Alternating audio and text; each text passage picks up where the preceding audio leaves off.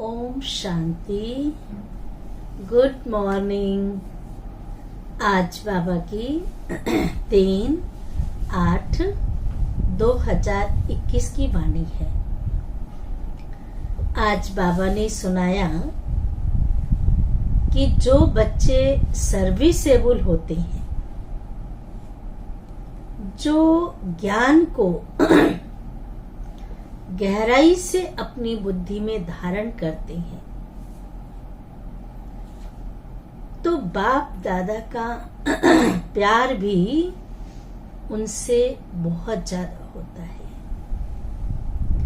बाबा serviceable बच्चों को ज्ञान से भरपूर कर उन पर ज्ञान की वर्षा करते हैं और उन बच्चों को नशा चढ़ जाता है। कौन सा नशा? दुनिया के फालतू नशे नहीं, ईश्वरीय नशा, ज्ञान का नशा, शक्तियों गुणों का नशा।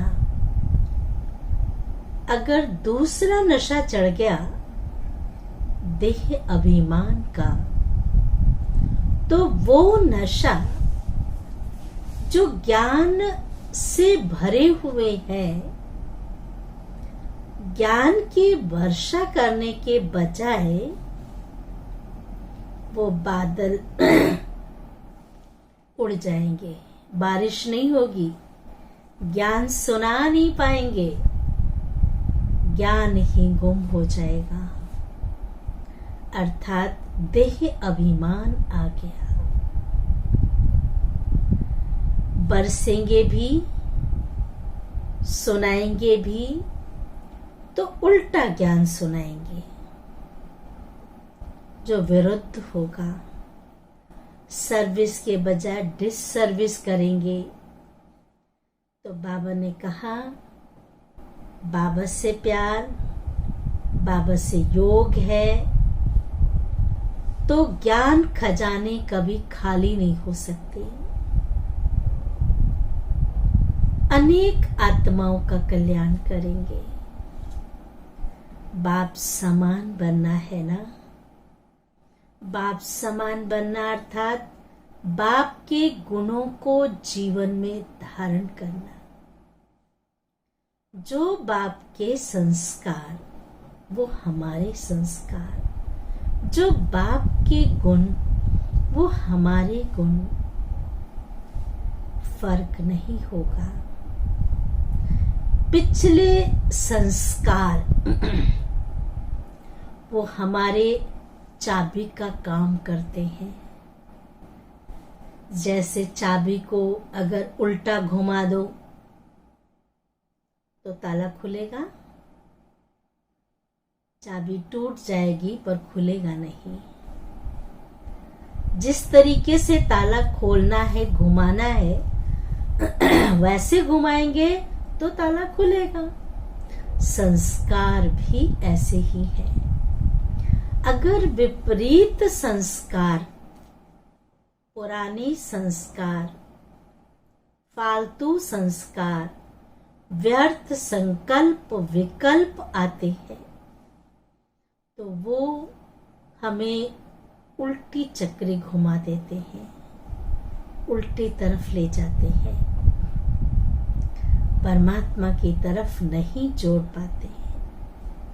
इसलिए सच्चा स्नेह, सच्चा प्यार, सच्चा रिगार्ड एक शिव बाबा के साथ हो।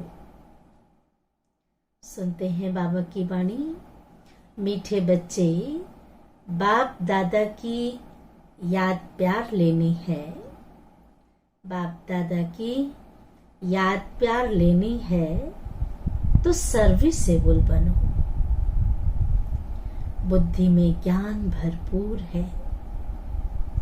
बाबा के जो भी ज्ञान है बुद्धि में भरपूर है, तो वर्षा करो, दूसरों को भी सुनाओ। प्रश्न है, कौन सा नशा भरे हुए बादलों को भी कौन सा नशा भरे हुए बादलों को भी उड़ा कर ले जाता, बरसने नहीं देता है। कई ऐसी आत्माएं हैं, अच्छे संस्कार है, अच्छा खासा ज्ञान सुना रहे हैं, योग भी कर रहे हैं, सेवा भी कर रहे हैं, लेकिन कई ऐसी आत्माएं आएंगी और उनके मन को विचलित कर देंगी, उनके संस्कारों को ही बदल देती हैं, दूषित कर देती हैं। तो बाबा ने कहा ज्ञान बरसने के बजाय क्या बरसेंगे? डिससर्विस करेंगे। तो बाबा ने कहा बरसने नहीं देता।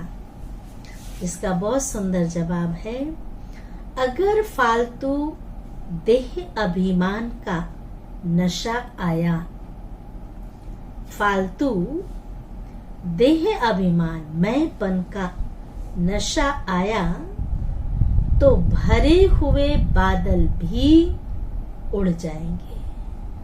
जैसे कई बार कहते ना, मौसम तो बारिश का हो रहा है, देखो पानी भरा हुआ है, अब कभी भी बरस सकता है, गरज भी बहुत रहा है, लेकिन कई बार ऐसा होता है जो गरजता है वो बरसता नहीं है, मौसम ही बदल जाता है। तो बाबा ने कहा भरे हुए बादल भी उड़ जाएंगे, बरसेंगे भी तो सर्विस के बदले डिससर्विस करेंगे, ग्लानि करेंगे, बदनामी करेंगे। अगर बाबा से प्यार नहीं, अगर बाबा से प्यार नहीं, उनसे योग नहीं, तो ज्ञान होते हुए भी जैसे खाली है। कई बार ऐसा लगता है ना, कुछ खो गया है, अमृत वेले नहीं उठेंगे, ज्ञान नहीं सुनेंगे, मुरली नहीं सुनेंगे, खाली खाली सा लगेगा, कुछ खो गया है, कुछ गुम हो गया है। तो जैसे खाली है, ऐसे खाली बादल अनेकों का कल्याण कैसे करेंगे? बाबा ने कहा खाली बादल तो कल्याण कैसे करेंगे? दूसरों को ज्ञान की वर्षा करेंगे, तभी तो दूसरे का भी कल्याण होगा। तो अभी हम सुनते हैं बाबा की धारणा के लिए मुख्य सार, धारणा के पॉइंट। पहली पॉइंट है, बंधन मुक्त बन भारत की सच्ची सेवा करनी है। बंधन मुक्त बन भारत की सच्ची सेवा करनी है। रूहानी सेवा कर, रूहानी अर्थात रूह आत्मा की, रूहानी सेवा कर मनुष्य को देवता बनाना है। ज्ञान के घमंड में नहीं आना है। मेरे जैसा तो कोई ज्ञान नहीं सुना सकता, मेरे जैसा कोई ज्ञानी नहीं है, कोई योगी नहीं है। अरे ये ज्ञान देने वाला कौन? दाता, विधाता, वरदाता, जिसने निमित्त बनाया इस ज्ञान को बांटने के। ज्ञान तो प्रभु का है ना, संदेश तो ईश्वर का है ना। किस बात का अभिमान करें? मेरा तो कुछ भी नहीं है, सब यही खत्म हो जाएगा। किस चीज का अभिमान? तो बाबा ने कहा ज्ञान के घमंड में नहीं आना है, रूहानी नशे में रहना है। दूसरी पॉइंट है, निश्चय बुद्धि बन। निश्चय बुद्धि बन, पहले अपनी अवस्था पक्की करनी है। अपनी अवस्था कुछ भी कोई हिलाने की कोशिश करे अंगद के समान अचल अडोल रहना है। अवस्था पक्की करनी है। देह सहित जो कुछ देखने में आता है, देह सहित जो कुछ देखने में आता है, उनसे तोड़ना है।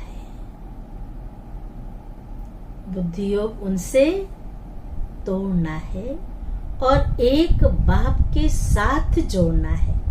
जो दिखाई नहीं देता है उसके साथ जोड़ना है।